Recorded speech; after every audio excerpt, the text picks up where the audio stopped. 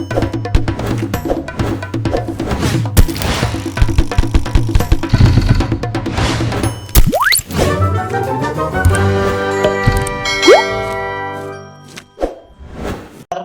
kemudian berkahi juga oleh Tuhan ya Bapak Ibu sekalian ya. Baik, mari kita berdoa sesuai dengan kepercayaan dan keyakinan kita masing-masing. Berdoa mulai.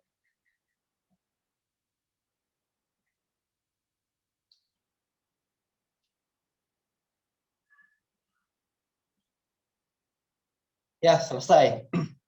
Baik, Bapak Ibu sekalian, selamat datang. Sebelumnya saya ucapkan di acara Zoom rutin kita malam hari ini ya, bertambah lagi partisipan kita di acara Zoom malam hari ini ada 32 orang ya Bapak Ibu sekalian ya. Sebelumnya Bapak Ibu sekalian perkenalkan, nama saya Andri ya. Saya dari Kalimantan Bapak Ibu sekalian. Baik Bapak Ibu sekalian, malam hari ini kita akan belajar lagi seperti yang saya bilang tadi. Kita akan belajar mengenai basic-basic ya, basic-basic cryptocurrency, basic blockchain, kemudian trading, khususnya trading dengan cryptocurrency ya, trading kripto. Jadi pada malam hari ini nanti Bapak Ibu sekalian, kita akan belajar oleh dua orang yang sangat luar biasa ya. Seorang pengisi acara kita pada malam hari ini, presenter kita pada malam hari ini, itu orang-orang yang sangat luar biasa. Yang pertama, presenter kita ini, beliau seorang yang luar biasa. Latar belakangnya beliau adalah seorang networker ya, seorang networker. Kemudian juga beliau leader saya juga. Saya banyak belajar sama beliau. Selain seorang networker, beliau juga seorang praktisi cryptocurrency ya. Jadi malam hari ini kita tidak salah belajar sama beliau. Beliau juga domisilinya di Kalimantan ya, sama kayak saya. Cuma bedanya beliau di Kalimantan Selatan, saya di Kalimantan Utara. Jadi untuk malam hari ini Bapak Ibu sekalian, seperti yang saya bilang tadi, di akhir acara nanti kita akan bagikan giveaway ya. Bagikan giveaway, jadi pastikan jangan kemana-mana, jangan keluar dari Zoom, ya, jangan, tetap ikuti prosesnya Zoom kita pada malam hari ini ya Bapak Ibu sekalian ya.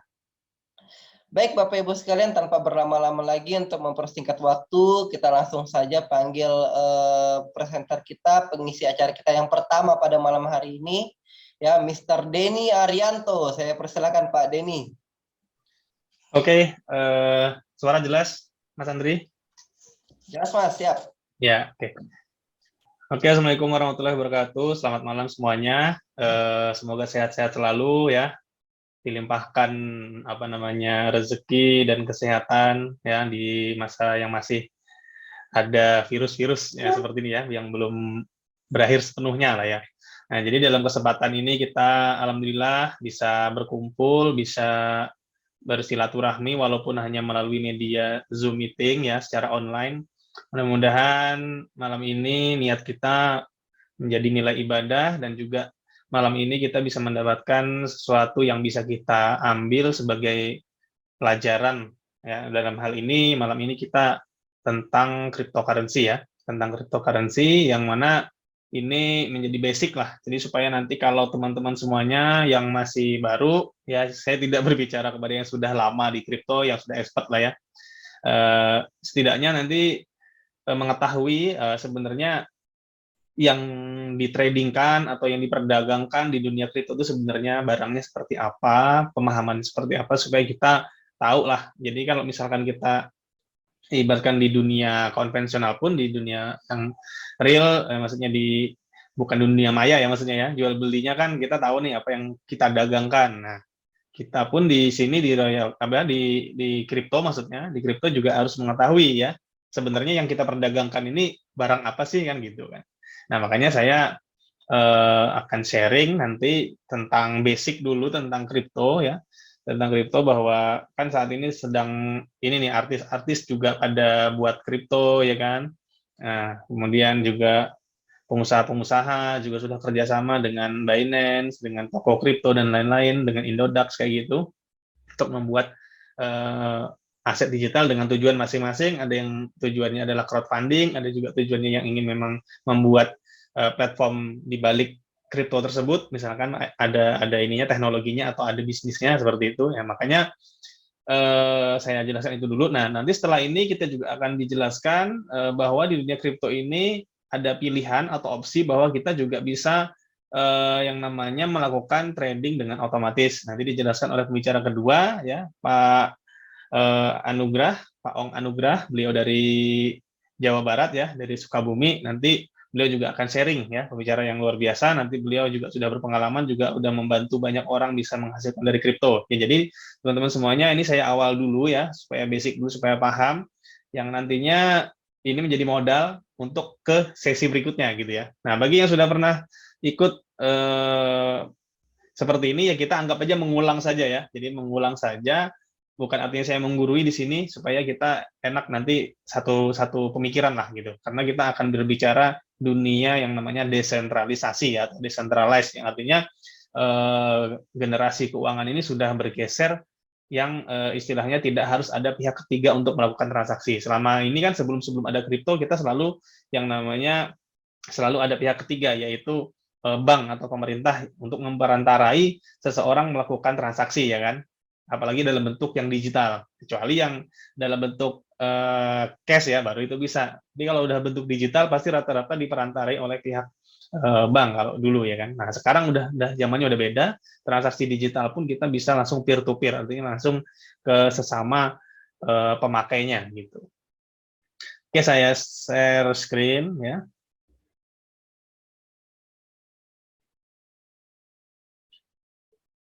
Oke. Jadi kita belajar dulu tentang uang ya. Nah, jadi kenapa kok kita membicarakan tentang uang kan gitu.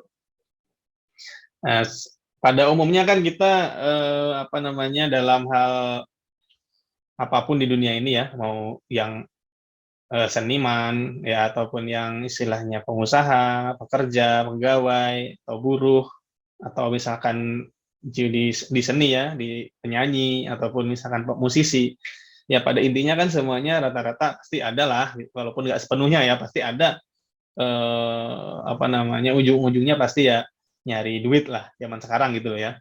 Jadi nggak bisa dipungkiri lah hal itu ya kan, karena untuk menyambung kehidupan, karena kan kehidupan ini harus terus berlanjut ya kan, punya anak, harus punya untuk pendidikan anaknya. Jadi selama ini banyak orang yang belajar tentang misalkan ya, tentang sejarah gitu kan, tentang sejarah sampai mateng lah, hafal sejarah gitu kan.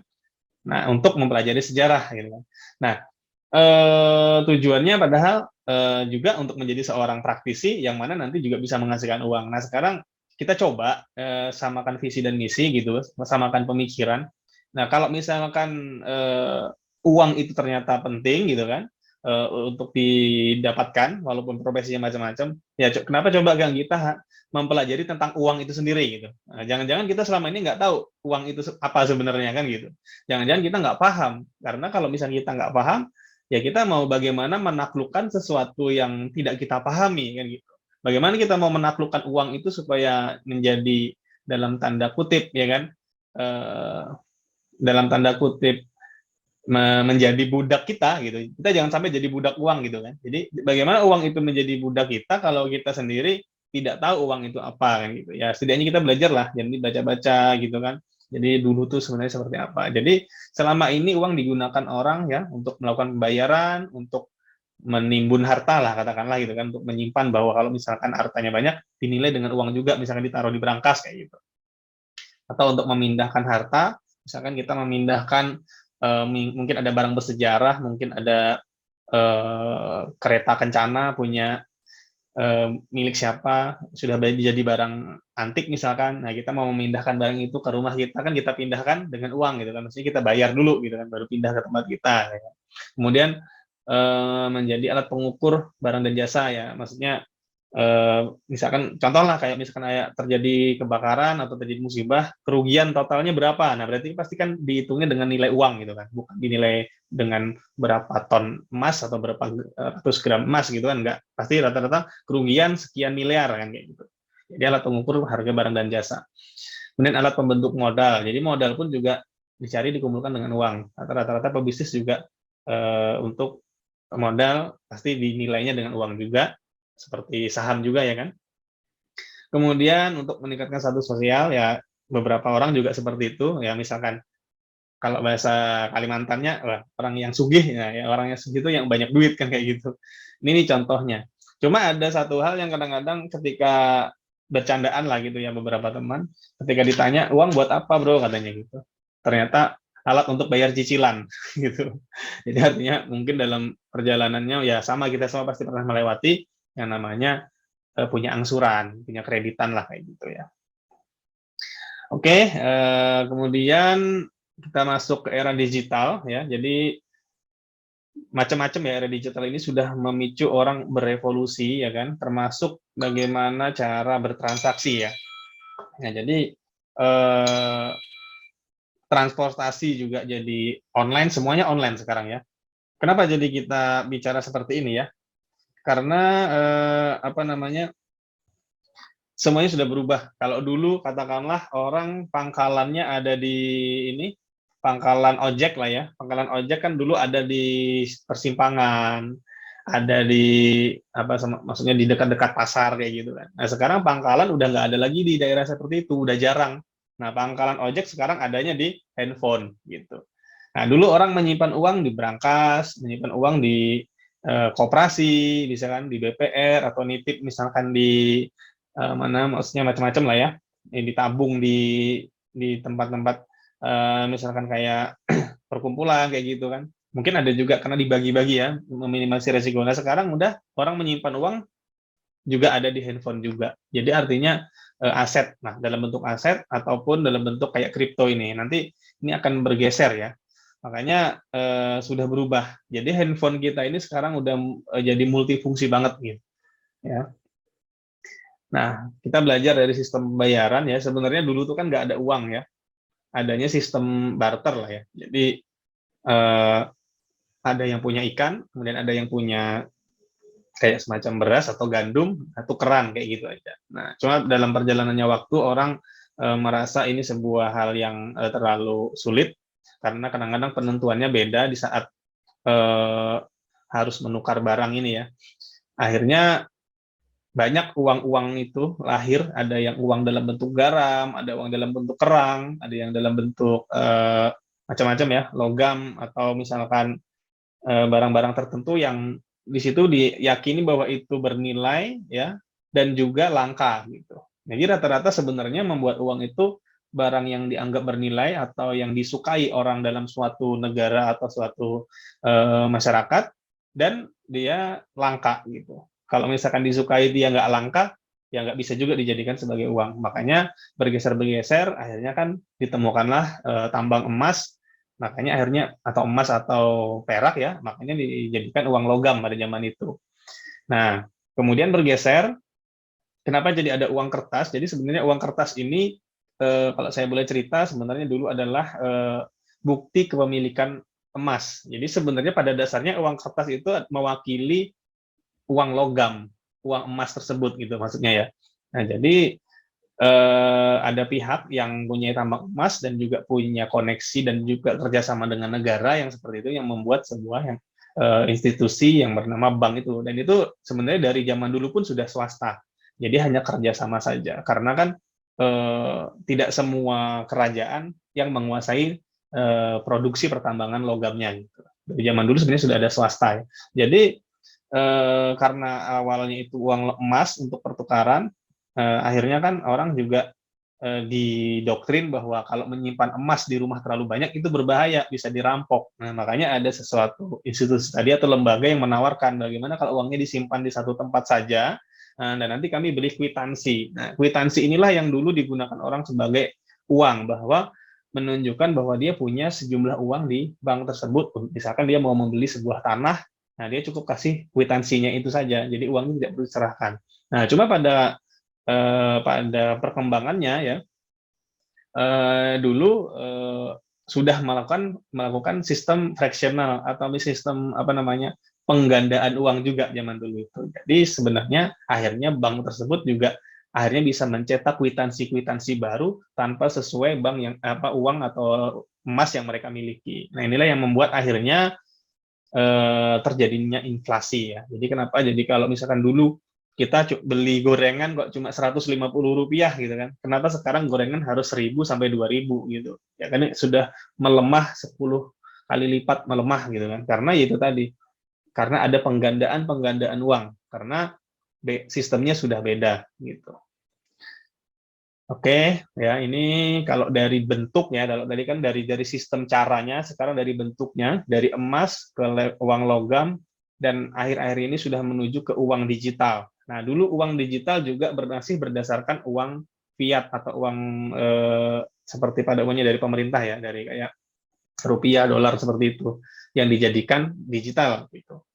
Nah, tapi tetap itu juga tidak bisa berdiri sendiri. Nah, sejak munculnya Bitcoin, nah akhirnya banyak muncul lagi apa istilahnya currency atau uang dalam bentuk digital yang dia mempunyai harga sendiri yang tidak mengikuti uang fiat atau uang pada umumnya ya kan.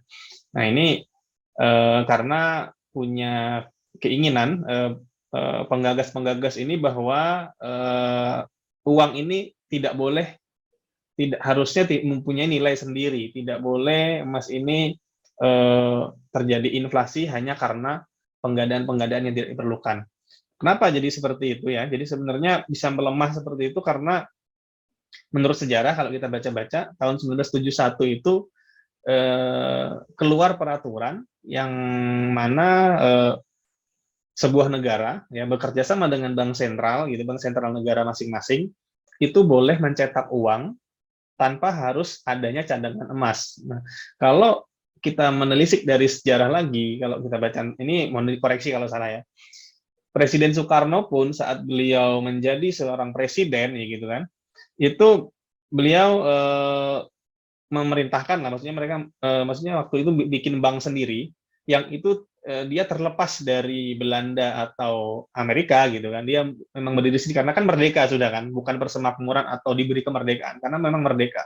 Jadi membuat bank sendiri yang mana dulu setiap Rp1 yang dicetak itu harus ada emas yang masuk ke kasnya negara gitu di bank itu. Karena bank itu dulu namanya Bank Nasional Indonesia, tapi bukan BNI yang sekarang kan gitu. Dulu namanya Bank Nasional Indonesia. Nah, itu dibuat pada saat itu untuk mencetak rupiah gitu.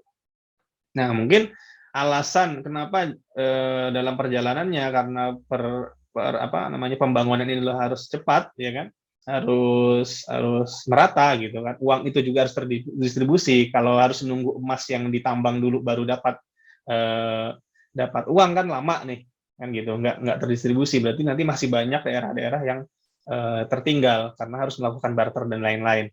Makanya banyak yang mengusulkan bahwa waduh cetak aja, uang ini cetak aja, nanti nggak apa-apa, nanti negara ngutang aja gitu. Maksudnya negara ngutang aja sama bank, nanti kalau udah emas yang ada baru bayar kan gitu.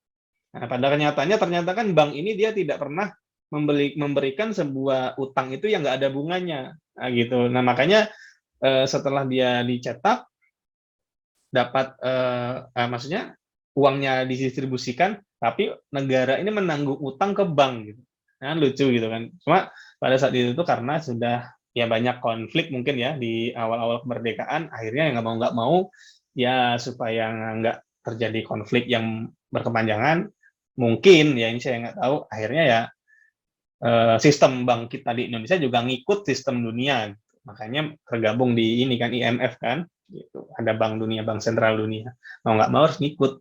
Akhirnya sistem Indonesia juga sama. Dia juga mencetak. Di Amerika pun juga sama. Dia mencetak uang, dia semaunya. Kalau Amerika mungkin oke, dia melakukan itu nggak apa-apa. Karena kebutuhan dunia akan dolar pada saat itu sangat tinggi. Jadi nggak apa-apa, mau cetak berapapun nggak masalah, tetap terdistribusi. Istilahnya inflasinya tidak sebesar seperti kita rupiah. Kalau kita kan konsumsi rupiah hanya untuk negara kita sendiri kan. Gitu. Kalau dolar, makanya dulu dolar digunakan untuk transaksi seluruh dunia kan, untuk minyak dan segala macam, untuk kebutuhan untuk ekspor impor itu harus pakai dolar gitu. Karena kan negara mana masuknya belum tentu mau nerima rupiah, tapi kalau kita bawa dolar, nah dia pasti terima. Misalkan kita membutuhkan mau beli gandum atau membeli kedelai atau membeli cabai ke luar negeri, mau impor kayak gitu misalkan ya.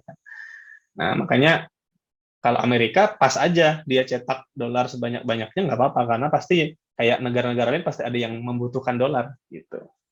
Nah, makanya ini yang membuat parahnya rupiah ini inflasinya ya dari tahun ke tahun melemah terus. Gitu. Jadi 10 tahun pertama drop sampai 26%, kemudian 8,9% sampai 30 tahun daya belinya tinggal 1,3%-nya saja dari nilai awal. Berarti kalau dulu rupiah ini nilainya seperti 100.000 untuk Rp1, sekarang hanya bernilai 1,3 rupiah per Rp1. Nah, sejak dicetak rupiah ini. Nah, ini bahwa kenapa kalau misalkan kita menyimpan rupiah ya kan hari ini kita menyimpan rupiah, bisa jadi kalau misalkan 5 tahun yang akan datang nilainya bisa jadi tinggal separohnya gitu. Nilai misalkan nyimpan 100 juta, nilainya itu 5-10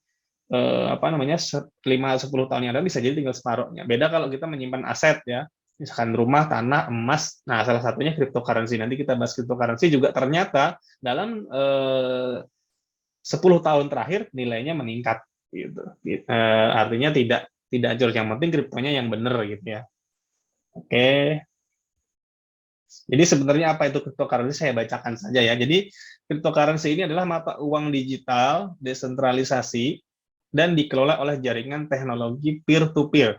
Pelaksanaannya tergantung pada prinsip-prinsip kriptografi untuk memvalidasi transaksi dan generasi mata uang itu sendiri. Atau bisa disebut dalam arti lain, suatu bentuk mata uang yang berdasarkan perhitungan atau matematika saja, tidak seperti mata uang kertas atau koin logam yang dicetak. Cryptocurrency diproduksi dengan memecahkan soal-soal matematika berdasarkan kriptografi. Ya, jadi cryptocurrency ini decentralization ya, decentralized, dia menggunakan kriptografi dan tergantung supply dan demand. Jadi sebenarnya konsepnya sih sama ya, sama seperti sebuah aset sih sebenarnya. Kalau supply-nya banyak, demand-nya kecil, pasti nilainya turun. Kalau supply-nya sedikit dan demand-nya itu tinggi, maka harga nilainya akan naik ya. Ini saya contohkan saja, misalkan anggap sajalah dalam tiba-tiba gitu kan, misalkan daerah suatu tempat, misalkan contoh saja misalkan di Pulau Jawa, anggap misalkan di kota misalkan Bogor, tiba-tiba di satu kecamatan di Bogor itu tiba-tiba semuanya berubah jadi emas misalkan seperti itu. Nah, kira-kira apakah di situ nilai emas itu akan tinggi? Bisa jadi akan sangat rendah ya kan? Karena semua orang bisa saling memiliki emas dan jual beli. Mungkin meningkatnya kalau di luar Bogor, bisa jadi seperti itu. Nah, gitu. Ini contoh saja ya kan. Nah, kemudian teknologinya apa sih sebenarnya di balik cryptocurrency ini ya kan? Cuma nanti cryptocurrency nanti akan beda ya, ada koin, ada token ya. Jadi kalau misalkan yang koin itu yang benar-benar menggunakan kaidah cryptocurrency dari awalnya. Nah, kalau sudah token itu sudah beda. Dia hanya sistem decentralized-nya dan transparansinya saja, cuma secara dia pembuatan token itu dia tidak ada pembatasan. Maksudnya ketika dia bikin misalkan 1 miliar koin, ya sudah langsung jadi 1 miliar. Nah, beda halnya kalau Bitcoin. Kalau Bitcoin dia bikin 21 juta, itu pas waktu distribusi pertama itu bahkan tidak bisa didistribusi kecuali orang melakukan mining, namanya menambang. Nah, menambang ini dia pakai sistem, ada programnya. Nah, nanti pelan-pelan dia keluar dari Coinbase-nya dia. Jadi dari istilahnya tampungannya Bitcoin itu sendiri. Nah, makanya beda koin sama token nanti ya. Nah, jadi kalau blockchain ini sebenarnya database tersebar terdistribusi ya, database ya. Jadi dia sistem terbuka. Artinya sistem blockchain ini dia tidak ada tertutup-tutupi ya. Contoh seperti ini saja. Contoh misalkan saya melakukan transaksi ke seseorang menggunakan rekening blockchain atau kripto tadi. Nah, kalau saya tahu rekeningnya dia, maka akan saya tahu berapa saldonya dia, kemana saja aliran uang itu terdistribusi lagi setelah saya kirim, itu bisa dicek secara sistem di blockchain-nya ya, di ininya. Tapi kalau di bank kan nggak bisa kan seperti itu. Kita walaupun tahu rekeningnya dia, kita nggak bisa mengakses berapa jumlah uangnya dia, kecuali kita punya kenalan mungkin orang dalam bank, walaupun itu sebenarnya tindakan yang ilegal, nggak boleh ya kan. Nah, tapi kalau di blockchain itu sah-sah saja. Jadi transaksinya semuanya transparan dan langsung peer-to-peer, langsung menuju ke tujuan kita. Nah, cuma nanti ada mining yang membantu validasi. Nah, kalau di bank itu kan ada kasir ya atau teller lah ya, bukan kasir ya, teller. Kasir ada juga tapi teller ada juga. Ini anggap kita teller. Jadi teller lah yang memvalidasi setiap transaksi. Kalau tidak ada teller, kita misalkan secara offline bawa uang kita transfer ke seseorang, maka kalau tidak ada teller yang mengesahkan, maka itu tidak terjadi ya kan. Nah, kalau misalkan nilainya sangat besar, bahkan si teller pun tidak bisa dia memvalidasi, harus ada ke supervisor lagi, validasi 2 kali. Nah, sama halnya dengan kripto ini, dia harus ada beberapa validasi, bisa 6 kali, bisa sampai 12 kali, tergantung kepadatan transaksinya. Nah, yang memvalidasi itu bukan teller, tapi adalah miner atau penambang. Itu menggunakan alat ya, atau bisa juga kalau yang sudah teknologi berikutnya namanya ada juga dengan staking, hanya cukup menaruh uang di suatu tempat, nanti dengan adanya staking itu maka bisa meng-approve transaksi. Nah, itu bisa juga. Tapi kalau yang pada umumnya yang awal adalah proof of work, menggunakan alat ya. Nah, makanya setiap yang memiliki alat itu akan mendapatkan komisi dari validasi itu. Ada fee transaksinya akan kebagian setiap yang kena ya. Karena transaksinya kan banyak tuh, setiap per menit atau per detiknya aja udah banyak banget ya. Nah, selain dia dapat dari si transaksi, dia juga bisa mendapatkan dari apa namanya, dari Coinbase. Maksudnya koin atau kripto tadi yang belum terdistribusi gitu. Jadi dapatnya 2. Dapat pertama dari si fee transaksinya, karena kan dari fee transaksi misalkan 0,0005 BTC kan. Nah, itu dibagi-bagi ke penambang nanti. Nah, sama dibagi ke exchange utamanya ya kan. Nanti ada potongan-potongan. Kemudian dari Coinbase dia dapat. Jadi dapatnya 2 gitu. Dari Bitcoin baru. Nah, tipe blockchain pun ada beberapa ya. Ada blockchain publik yang seperti yang saya ceritakan tadi, yang benar-benar terbuka. Tapi ternyata ada juga blockchain konsorsium, yang artinya bisa beberapa pihak untuk memantau transaksi tersebut. Misalkan lah ya, misalkan mau bikin blockchain konsorsium untuk DPR misalkan. Nah, DPR nanti bisa saling akses tuh setiap ini, atau misalkan DPR dan MPR atau dari kementerian misalkan saling ini bisa bikin blockchain konsorsium. Nah, ada juga yang blockchain privat yang artinya hanya untuk satu company aja, perusahaan misalkan. Dia bikin sahamnya misalkan ini masih perusahaan, masih belum PT ya, misalkan masih perusahaan ya perseorangan lah, cuma ada saham misalkan ada 5 orang. Nah, nanti bisa 5 orang itu yang bisa mengakses seperti itu. Jadi blockchain ini ternyata teknologinya banyak, tidak hanya blockchain publik ternyata gitu. Jadi kalau misalkan punya perusahaan mau bikin hitung-hitungan apa sahamnya itu di hanya beberapa orang saja, bisa juga dengan teknologi blockchain. Nah, kenapa kita membutuhkan cryptocurrency? Ya banyak ya, tadi udah mungkin bisa disimpulkan sendiri juga, cuma kita ambil sendiri-sendiri beberapa poin ya. Misalkan kita ambil beberapa poin yang kenapa alasannya kita harus ada gitu, maksudnya memiliki cryptocurrency. Karena beberapa orang juga di dunia banyak yang nggak punya, maksudnya rekening lah gitu. Nah, itu bisa kita arahkan ke kripto gitu. Jadi tidak seperti harus memiliki bank, cuma nanti kan pencairannya aja sih tetap pakai bank juga. Tapi akhirnya nanti kan orang menyadari ketika ini harus punya rekening bank juga. Akhirnya orang mau. Nah, karena ketika orang sudah masuk ke dunia kripto, sosialisasinya bagus, akhirnya orang tetap pencairannya kan tetap ke bank juga. Akhirnya ini membantu menyadarkan orang-orang yang mungkin yang sebagian malas memiliki bank. Nah, dengan adanya kripto ini kan memudahkan.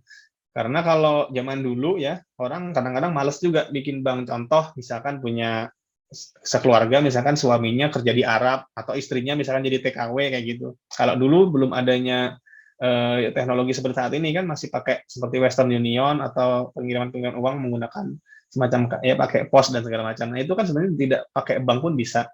Nah, cuma fee-nya kan juga besar banget. Nah, bayangkan kalau udah sampai zaman sekarang ini, harusnya jauh lebih mudah. Contoh kita punya akun Indodax saja, misalkan ternyata contoh di Malaysia atau di negara di Eropa, misalkan kayak di Turki, misalkan dia ada exchange juga di sana, dia tinggal kirim menggunakan kripto, fee-nya sangat kecil dan cepat gitu kan. Tinggal masuk ke Indodax, tinggal kita cairkan. Nah, ini kan contoh ya untuk mempermudah ya.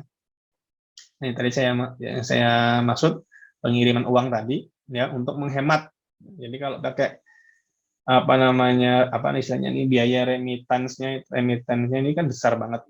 Kalau dulu belum ada kripto atau sistem-sistem bank, bahkan dengan sistem bank pun masih besar juga gitu.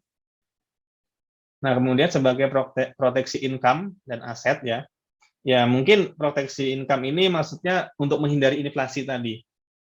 Salah satunya kalau kita mungkin kita menyimpan 2012, misalkan kita beli Bitcoin, beli emas gitu kan, dan juga yang satunya mungkin beli hanya disimpan dalam bentuk uang ya saat ini sama-sama kuat, emas juga naik, Bitcoin pun juga naik, bahkan Bitcoin kenaikannya luar biasa. Seandainya kita uang kita bagi 3, misalkan waktu itu ya kan, misalkan punya tabungan, kita bagi 3, pastinya kita akan sangat tertolong, walaupun sebenarnya nilai rupiahnya melemah, tapi karena Bitcoin dan emas naik, nah kita bisa survive gitu, bisa dapat cuan malahan ya kan, bukan hanya memproteksi lagi ya kan, karena tidak ada yang justru malah meningkat asetnya, bukan hanya bertahan gitu loh. Nah, jadi teman-teman bisa juga googling nanti sambil mempelajari apa itu Bitcoin. Jadi Bitcoin itu adalah kripto pertama di dunia ya sebagai electronic cash yang didistribusikan secara peer-to-peer untuk menghindari double spending. Kemudian penciptanya adalah Satoshi Nakamoto. Nah, cuma Satoshi Nakamoto ini bisa dibilang hanya sekelompok orang saja, atau misalkan satu orang belum tahu, tapi kebanyakan yang bilang ini sekelompok orang ya. Jadi sekelompok programmer lah.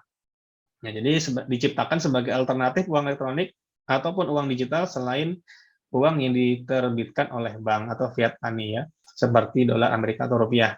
Bitcoin sebagai bentuk uang baru maksimal hanya 21 juta unit ya, atau 21 juta keping atau 21 juta biji. Cuma dia ada 0,0-nya gitu kan. Jadi bisa dipecah-pecah. Nah, jadi berlaku yang namanya halving. Nah, apa itu halving? Halving adalah kenaikan kesulitan ya, maksudnya difficulty dalam proses penambangan. Ya, jadi saat pertama dulu Bitcoin itu 50 Bitcoin per 10 menit itu bisa dihasilkan. Hanya bisa jadi hanya dengan menggunakan laptop biasa gitu. Cukup kita belajar bagaimana caranya menambang, maka bisa mendapatkan 50 Bitcoin per 10 menit. Itu dibagi ke seluruh dunia. Bisa jadi dapat 1, bisa dapat 3, kan nggak tahu ya kan, karena kan penambangnya kan seluruh dunia ya. Nah, kemudian 2016 kalau nggak salah ya, 2016 itu terjadi halving ya. Halving yang kedua malah sudah. Karena pada saat itu 2016 itu saya ingat 2016 awal itu sudah 25 Bitcoin per 10 menit. Nah, masuk 2016 itu jadi 12,5 Bitcoin per 10 menit sampai 2020. Jadi itu hanya 12,5 Bitcoin per 10 menit. Jadi orang nambang banyak, yang dibagi ya cuma 12,5 itu aja. Makanya kalau dihitung sampai habis 21 juta unit Bitcoin itu sampai tahun berapa sih? Jadi sampai tahun 2140 gitu. Jadi baru habis 21 juta itu. Beda kalau kayak token. Kalau token dibikin 100 juta token, ya sudah 100 juta langsung jadi gitu. Tidak ada yang namanya ditahan. Itu kalau token, karena sudah turunannya koin ya kan. Gitu. Jadi nanti 2024 halving lagi nih, 3,125 Bitcoin per 10 menit. Nah, inilah yang membuat ya demand-nya tinggi karena tersosialisasi terus, bahkan cukong-cukong perusahaan-perusahaan besar, orang-orang terkaya di dunia sudah ngomongin kripto, akhirnya kan informasi terus tersebar. Akhirnya yang pengen nyimpen juga banyak, sedangkan orang di dunia ini kan orangnya miliaran. Sedangkan saldonya Bitcoin itu cuma 21 juta, bahkan ini belum habis. Tinggal berapa ya, sekitar 18 juta, berarti tinggal 3 jutaan, 2 jutaan aja lah, 3 jutaan lah ya. Sisanya sudah terdistribusi. Nah, cuma di terdistribusi ini pun sebenarnya banyak juga Bitcoin yang tak bertuan. Contoh dulu pemain-pemain game yang nggak tahu nyimpan Bitcoin-nya di mana gitu. Karena dulu kan Bitcoin ini untuk main game lah ya, kebanyakannya seperti itu. Nah, jadi inilah yang membuat nilai itu meningkat ya. Jadi sepakat ya Bapak Ibu semuanya, teman-teman, bahwa kenaikan ini bisa jadi karena jumlah yang terbatas, tapi juga tidak hanya itu, minatnya juga. Walaupun kita bikin koin sendiri nih ya, nanti contoh ada komunitas bikin koin sendiri jumlahnya cuma misalkan 5 juta. Tapi kalau peminatnya nggak banyak ya nggak akan bisa naik seperti Bitcoin. Jadi sebenarnya tetap ya, ini sesuatu yang kompak lah artinya. Jadi minatnya banyak, jumlahnya terbatas, makanya harganya luar biasa gitu. Jadi diciptakannya kapan sebenarnya Bitcoin ini ya? Tadi tahun 2008 ini sudah dibikin. Ya, waktu itu sudah bitcoin.org dan sudah ada Genesis block ini ya, transaksi pertamanya. Dan itu tercatat namanya Satoshi Nakamoto. Itu tersimpan di apa namanya itu? GitHub ya. GitHub itu kan catatan script terbuka gitu. Makanya kok orang sekarang banyak sekali yang bisa bikin seperti koin karena memang Satoshi Nakamoto ini dia tidak menyimpan skrip dia bikin kripto ini, dia sebar di apa namanya komunitas Bitcoin kan, komunitas yang dia bikin juga. Akhirnya semua orang bisa belajar asal paham bahasa program ya gitu. Jadi di manakah Bitcoin diciptakan ya? Tidak ada yang tahu karena dia memiliki pakai nama samaran juga ya kan. Jadi Satoshi Nakamoto menyebutkan Bitcoin adalah sebuah uang elektronik peer-to-peer sebagai sebuah sistem. Ia adalah software yakni Bitcoin Core untuk menjadikan uang digital lewat satu jaringan khusus di internet. Selain itu, sistem ini telah menciptakan bentuk uang baru atau unit moneter atau disebut dengan Bitcoin ya. Cara kerjanya ya, pertama setiap transaksi Bitcoin diverifikasi dan divalidasi oleh miner, saya ceritakan di awal tadi. Kemudian data transaksi direkam dalam blok dan ditambahkan ke rangkaian blok yang lain ya.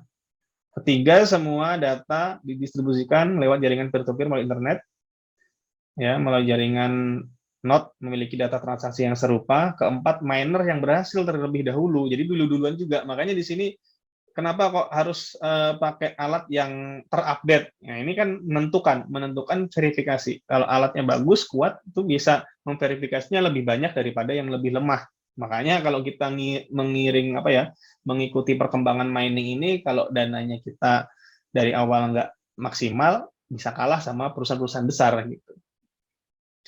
Jadi mendapatkan reward ya berupa Bitcoin baru, ya BTC baru atau Coinbase dan juga fee dari tambahannya ya untuk transaksi. Tadi berupa Bitcoin juga.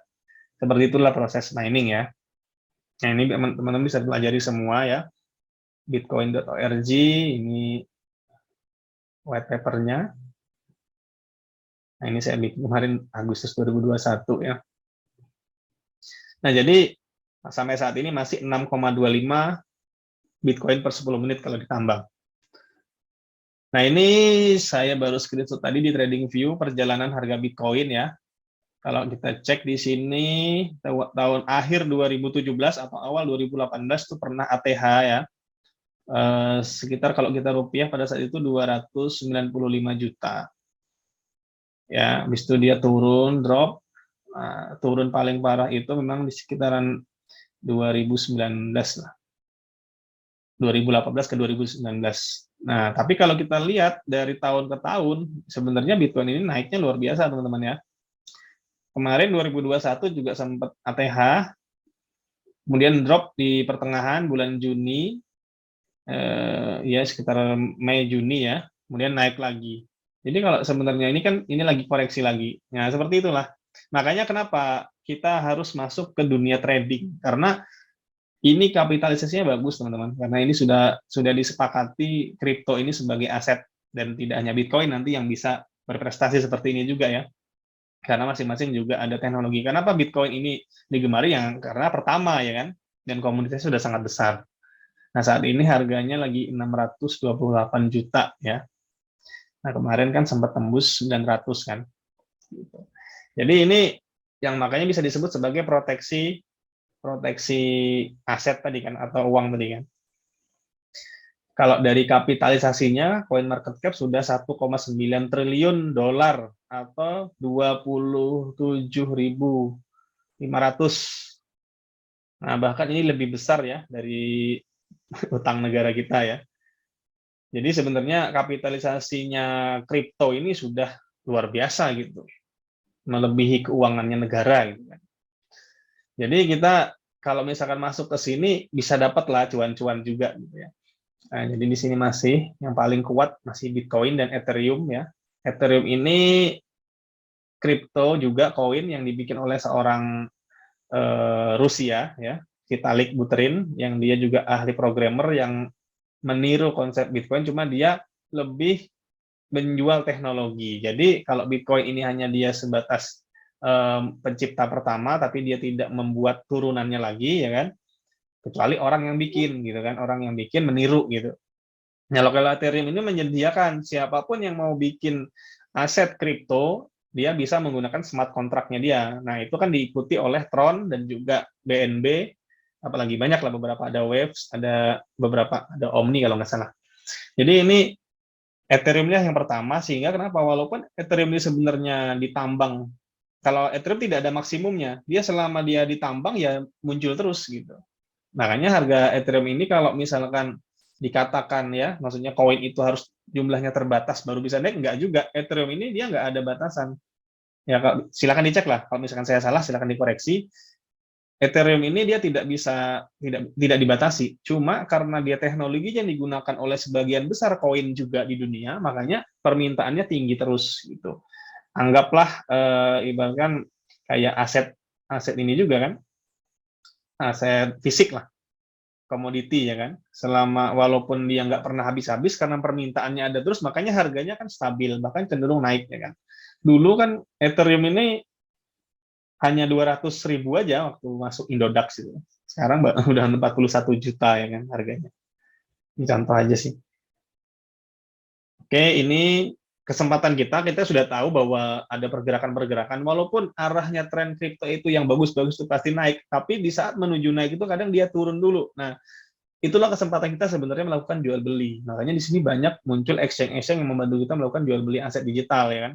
Ini 9 besar lah saya screenshot tadi: Binance, Coinbase, FTX, Kraken, KuCoin, Huobi, Get.io, Bitfinex, Bybit. Banyak kripto-kripto ini sudah yang bisa dikatakan yang terpercaya lah ya, trusted lah, udah sistem dunia decentralized ya. Oke. Nah, ini kemarin saya ambil dari Indodax inilah. Maksudnya ini berdasarkan kategori apa ini? Maksudnya perbedaannya ya. Maksudnya dari kategori, kalau dari segi koinnya, ini contoh kalau yang benar-benar koin, contoh tadi Bitcoin, Ethereum ya kan. Jadi kalau token itu turunannya, ya kan. Chainlink, OKB. Kemudian dari koin, kalau yang berbasis mata uang fiat atau dia stabil, ya, stable coin. Nah, contoh ada USDT, USDC, ya kan. Kemudian ada juga token-token yang memang punya komoditas emas di baliknya. Contoh ini kayak PAX Gold, PAXG, sama DJX Gold token itu dia dibuat berdasarkan jumlah emas. Jadi setiap dia menciptakan koinnya ada emasnya, katanya seperti itu. Jadi sebenarnya banyak ya fungsi dari kripto ini ya. Nah, jadi dengan kapitalisasi yang sangat besar, artinya peluang besar ketika kita masuk di jual beli aset digital kripto ini ya.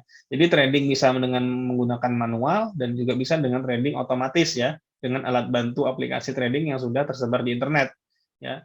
Jadi teman-teman bisa belajar trading manual ya kan, dengan mungkin mirip-mirip aja cara bacanya seperti harga di saham atau di forex ya. Nah, kemudian juga bisa melakukan trading otomatis ya dengan alat-alat bantu yang sudah tersebar di internet. Ketik aja misalkan bot kripto atau bot trading kripto, nanti akan banyak muncul ya. Nah, salah satunya nanti adalah Royal Q. Ini contoh salah satunya ya. Ada juga ada Bit Universe, ada Robover, macam-macam ya. Kalau ini ada yang berbayar, ada yang gratis. Cuma kalau yang gratis itu pun ujung-ujungnya juga ada berbayar juga gitu, karena dibatasi juga aksesnya kan. Berbagai macam ya. Jadi kita ini adalah hanya sebuah tools, nanti teman-teman bisa menggunakan untuk dipakai secara pribadi atau misalkan tim gitu kan, secara tim. Jadi kita bisa edukasi karena potensi kita sangat besar di dunia kripto ini. Sangat sayang sekali kalau kita tidak menggunakan fasilitas-fasilitas yang sudah dibagikan oleh para programmer atau ahli-ahli trading yang memberikan fasilitas atau alat buat kita gitu.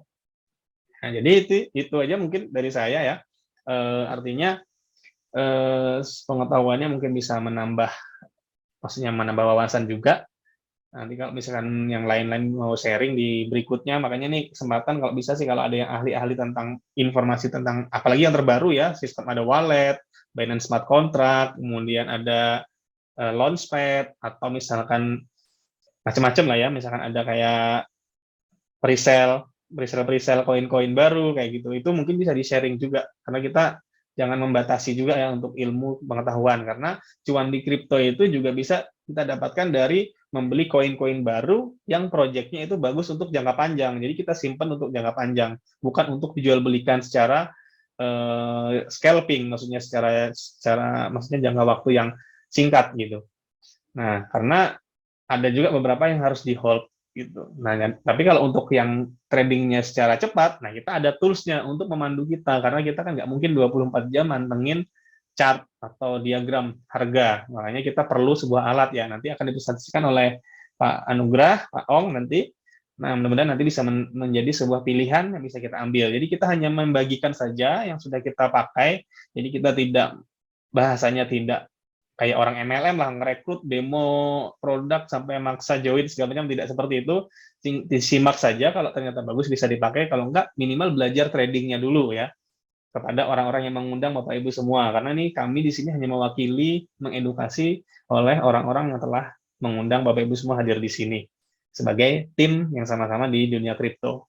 Mungkin itu Mas Andri yang bisa saya sharingkan ya, sekitar 45 menit lah ya tadi ya. Mudah-mudahan bisa menjadi tambahan ilmu. Salah hilafnya mohon maaf. Assalamualaikum warahmatullahi wabarakatuh.